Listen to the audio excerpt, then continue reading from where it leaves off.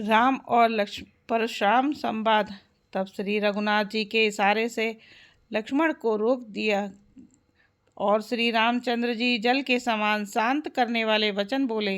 हे नाथ, बालक पर कृपा कीजिए। यह आपका कुछ भी प्रभाव जानता तो क्या यह बेसमझ होकर आपकी बराबरी करता?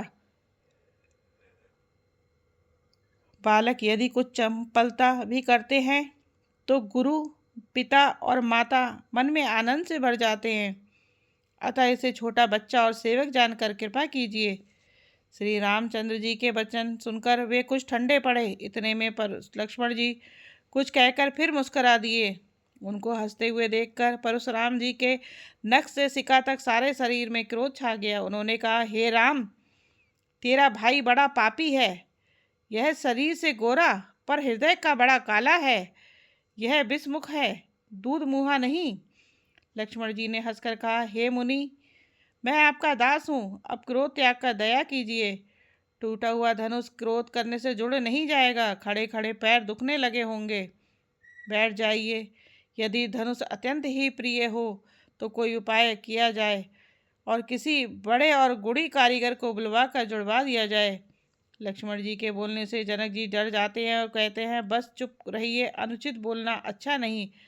जनकपुर के स्त्री पुरुष थर थर काँप रहे हैं। श्री रामचंद्र जी दोनों हाथ जोड़कर अत्यंत विनय के साथ कोमल और शीतल वाणी बोले, हे नाथ, सुनिए, आप तो स्वभाव से ही सुजान हैं। आप बालक के वचन सुना अनसुना कर दीजिए। लक्ष्मण ने तो कुछ काम भी नहीं बिगाड़ा है। हे नाथ, आपका अपराधी तो मैं हूँ।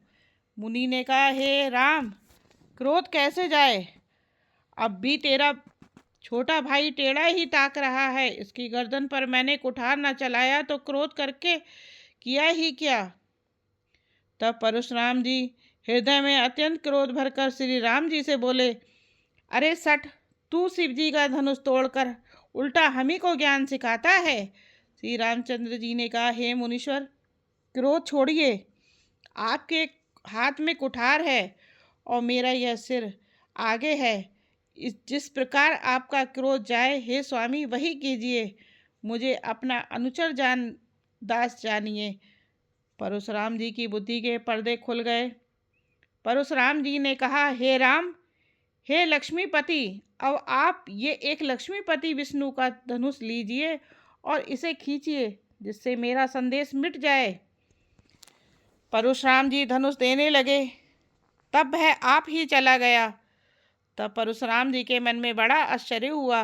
तब परशुराम जी कहते हैं कि हे रघुकुल रूपी कमल वन के सूर्य, मैं एक मुख से आपकी क्या प्रशंसा करूं। हे महादेव के मन रूपी मान सरोवर के हंस, आपकी जय हो। मैंने अनजाने में आपको बहुत से अनुचित वचन कहे। हे क्षमा के मंदिर दोनों भाई, मुझे क्षमा कीजिए। हे रघुकुल के पताका स्वरूप श्री रामचंद्र जी, आपकी जय हो, जय हो, जय हो। ऐसा कह के परशुराम जी तप के लिए वन को चले गए। इसी के साथ हमारा ये पाठ भी संपन्न हुआ। आगे हम फिर मिलते हैं आपके साथ। बने रहिए और हमारे रामायण के पाठ को लाइक कीजिए, सब्सक्राइब कीजिए और शेयर कीजिए और कमेंट्स कीजिए और पुण्य के भागी बने रहिए। जय श्री राम।